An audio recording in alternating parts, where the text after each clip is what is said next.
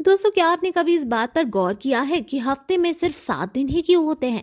इससे ज्यादा भी तो हो सकते थे ना, या फिर इससे कम दिन भी तो हो सकते थे। पर ऐसा क्यों कि 7 दिन ही होते हैं?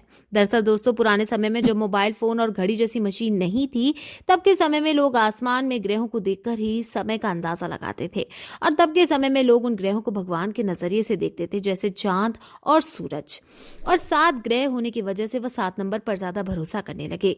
धीरे धीरे 7 नंबर बहुत ज्यादा लोकप्रिय हो गया, और इस वजह से 7 रेनबो, 7 वंडर, 7 कॉन्टिनेंट, 7 सीज, धीरे धीरे 7 नंबर बहुत ज्यादा लकी साबित होने लगा।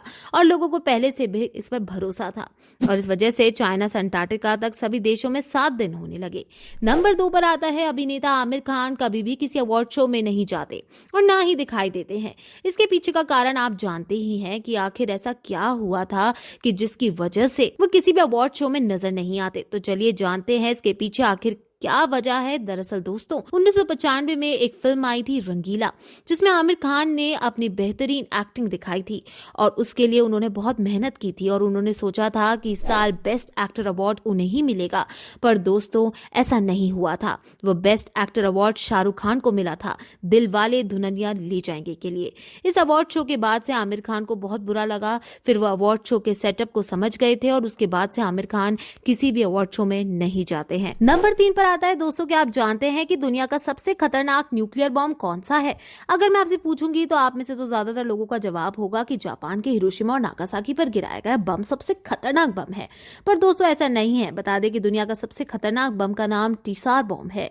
ये बम 1961 में सोवियत संघ के द्वारा बनाया गया था। और यही नहीं दोस्तों, ये बम हिरोशिमा में गिराए गए बम के मुताबिक 1400 गुना अधिक शक्तिशाली था। इस बम में अगर वजन की बात की जाए तो इसका वजन 27,000 किलोग्राम है, और इसकी लंबाई की बात की जाए तो इसकी लंबाई 26 फीट है। और दोस्तों, इस बम को 30 अक्टूबर को 1991 में पहली बार टेस्ट किया गया था, जिसमें देखने को मिला था कि यह बम फटने के बाद एक बहुत बड़ा मशरूम शेप का क्लाउड बनाता है, और इसे 1000 किलोमीटर की दूरी से बहुत ही आसानी से देखा जा सकता है। और इस बम की 35 किलोमीटर के अंदर आने वाली हर चीज को खत्म कर दिया था, और इस बम से निकलने वाली गर्मी भी बहुत ज्यादा अधिक थी। नंबर 4 पर आता है दोस्तों, आपने टीवी एड्स में नूडल्स और पिज्जा आदि का एड्स तो देखे ही होंगे, पर क्या आप जानते हैं कि टीवी एड्स वाले हम जैसे भोले भाले दर्शकों को कैसे बेवकूफ बनाते हैं? दोस्तों, ये नूडल्स को ज्यादा चमकदार और टेस्टी दिखाने के लिए ये नूडल्स पर ग्लूकोज सिरप का लिक्विड लगाते हैं। और आपने आइसक्रीम के एड्स तो देखे ही होंगे। ये आइसक्रीम उबले हुए आलू को पीसकर उनमें फूड कलर को डालकर बिल्कुल आइसक्रीम के जैसा बना दिया जाता है, जिससे कि शूटिंग के समय में आइसक्रीम ना पिघले और टीवी एड को भी आसानी से शूट किया जा सके। ठीक इसी प्रकार दोस्तों, स्ट्रॉबेरी को भी ज्यादा अच्छा लाल दिखाने के लिए उन पर लिपस्टिक लगाई जाती है, जिससे कि वो ज्यादा लाल दिखे, और पेस्ट्री के ऊपर शेविंग क्रीम को लगाया जाता है, जिससे कि पेस्ट्री ज्यादा अच्छी दिखे। और दोस्तों, यही नहीं बल्कि पिज्जा में जिस चीज की आप बात करते हैं वो चीज नहीं होता, बल्कि चीज की जगह पर वह ग्लू का इस्तेमाल करते हैं। नंबर 5 पर आता है, हमारे देश की नदियां इतनी गंदी क्यों रहती है? अब आपके दिमाग में आ रहा होगा कि भाई, क्योंकि हमारे देश में फैक्ट्री का कूड़ा नदियों में बहाया जाता है, इस वजह से हमारे देश की नदियां बहुत ज्यादा गंदी होती है। पर अगर मैं आपसे बोलूं कि दोस्तों, बाहर के देश में भी फैक्ट्री का कूड़ा नदियों में ही बहाया जाता है, फिर वहां की नदियां इतनी साफ कैसे दिखाई देती हैं? आखिर वो इतनी साफ कैसे हो सकती हैं? दोस्तों, मान लेते हैं कि चलो भारत की नदियां गंदी है, पर गवर्नमेंट उसे साफ क्यों नहीं करवाती है?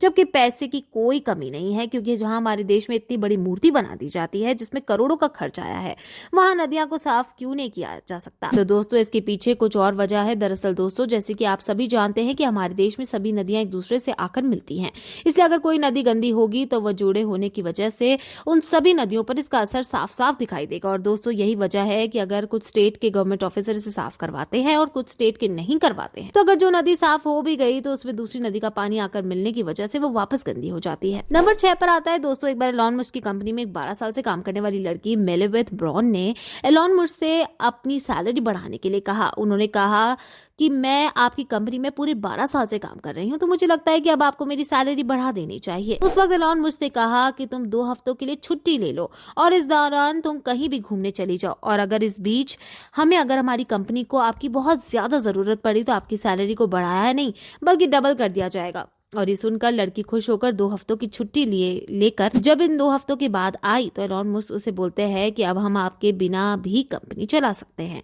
और अब यहाँ पर आके कोई ज़रूरत नहीं और अब हमारी कंपनी में कोई वैकेंसी भी खाली नहीं है। दोस्तों, आपको क्या लगता है कि एलॉन मस्क ने उस लड़की के साथ सही किया है? नंबर 7 पर आता है दोस्तों, इंडिया में काफी कम समय में पॉपुलर होने वाले शो शार्क टैंक की कुछ ऐसी बातें जो आपको पता नहीं होंगी। नंबर 1, शार्क टैंक सबसे पहले जापान में मनी टाइगर्स के नाम से आया था। इसके बाद ये यूके में शो का नाम ड्रैगन डेन के नाम से लाया गया था और इसके बाद में यूएस ने शो का नाम शार्क टैंक रखा था। नंबर 2 दोस्तों, हर व्यक्ति के कान में एक हिडन ईयर पीस लगाए जाते हैं जिससे कि प्रोड्यूसर उन्हें इंस्ट्रक्शन देते हैं। नंबर 3 दोस्तों, शार्क टैंक के एक शो का सुनील ग्रोवर 10 लाख रुपए चार्ज करते हैं और अमन गुप्ता 8 लाख रुपए चार्ज करते हैं। नंबर 4 पर आता है दोस्तों, आपने शार्क टैंक में ये कई बार देखा होगा कि शार्क्स कई बार तो कंटेस्टेंट्स को बहुत बुरा भला बोल देते हैं और इसके बाद कंटेस्टेंट्स को डॉक्टर के पास ले जाया जाता है जिससे कि उन्हें किसी भी तरह का कोई डिप्रेशन ना हो। नंबर 8 पर आता है, अगर पाकिस्तान और भारत के बीच लड़ाई हो जाती है तो आखिर इस लड़ाई में किसके पास ज्यादा मिलिट्री पावर होगी? ये सवाल आपके मन में जरूर आया होगा। अगर हम भारत की बात करें तो दोस्तों, भारत के पास अपनी दूसरी सबसे बड़ी मिलिट्री है जिसमें 14,55,000 एक्टिव शोल्डर्स है। अगर बात पाकिस्तान की जाए तो उनके पास सिर्फ 6,54,000 एक्टिव शोल्डर्स मौजूद हैं। दोस्तों, इंडिया की वायुसेना में भी इंडिया के पास 524 फाइटर एयरक्राफ्ट है, 775 हेलीकॉप्टर है और 3 लार्ज ड्रोन है। वहीं पाकिस्तान के पास 357 फाइटर एयरक्राफ्ट है और 331 हेलीकॉप्टर और 10 मिनी यूएवी ड्रोन्स हैं। और अगर ग्राउंड पावर की बात करी जाए तो भारत के पास 4,730 कॉम्बैट टैंक्स है, 2500 मिलिट्री व्हीकल्स है और वहीं पाकिस्तान के पास 2,680 कॉम्बैट टैंक्स है और 157 लॉन्चर है। और अगर बात इंडिया की नेवी पावर की जाए तो इसमें भी भारत के पास 150 नेवी शिप्स हैं और 17 सबमरीन है और 17 डिस्ट्रॉयर हैं और एक एयरक्राफ्ट कैरियर भी मौजूद है। और बात पाकिस्तान की जाए तो पाकिस्तान के पास 9 सबमरीन है और उसके पास एक भी एयरक्राफ्ट कैरियर मौजूद नहीं है और ना ही नेवी शिप है। दोस्तों, आपको क्या लगता है कि किसके जीतने के सबसे ज्यादा चांस है? नंबर 9 पर आता है दोस्तों, हाल ही में चल रहे रशिया और यूक्रेन के बीच हो रहे वॉर के बारे में। तो आप जानते ही होंगे कि यहाँ एक तरफ रशिया ने अपने 2 लाख आर्मी शोल्डर को खतरनाक हथियारों के साथ यूक्रेन के बॉर्डर पर तैनात कर दिया है। पर दोस्तों, हाल ही में एक न्यूज निकलकर सामने आई है जिसमें यह दिखाया गया है कि रशिया ने यूक्रेन की बहुत सी जगह पर मिसाइल से हमला किया है और जंग शुरू कर दी है। और जैसे कि इस वीडियो में भी ये देखा जा सकता है कि यूक्रेन में रशिया में काफी सारे फाइटर प्लेन हैं और आर्मी टैंक और आर्मी व्हीकल यूक्रेन में घुस चुके हैं।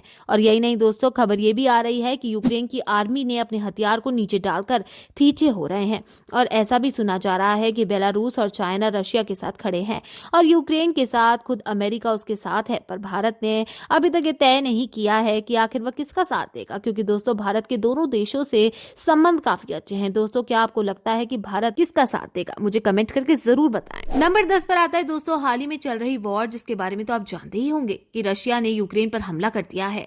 उसके बाद से दोस्तों रशिया को बड़ी बड़ी कंट्री और स्पोर्ट्स कंपनी जैसे कि फीफा और यूएई जैसी बड़ी स्पोर्ट्स कंपनियों ने बैन कर दिया है। मगर दोस्तों, अब आप जो खबर आने वाली है उसे जानकर आप और ज्यादा चौंक जाओगे, क्योंकि दोस्तों अब की सबसे बड़ी खबर ये सामने आई है कि WWE जो कि दुनिया की सबसे बड़ी रेसलिंग कंपनी है उसने भी रशिया को बैन कर दिया है, जिसके दौरान WWE ने रशिया के साथ के पार्टनरशिप को तोड़कर पूरे रशिया में WWE को बंद कर दिया है। इससे ये होगा कि अब कभी भी रशिया में WWE के लाइव शोज और WWE के चैनल्स कभी भी देखने को नहीं मिलेंगे। दोस्तों, मेरा आपसे सवाल है कि क्या आप सभी कंपनी रशिया के साथ सही कर रही हैं?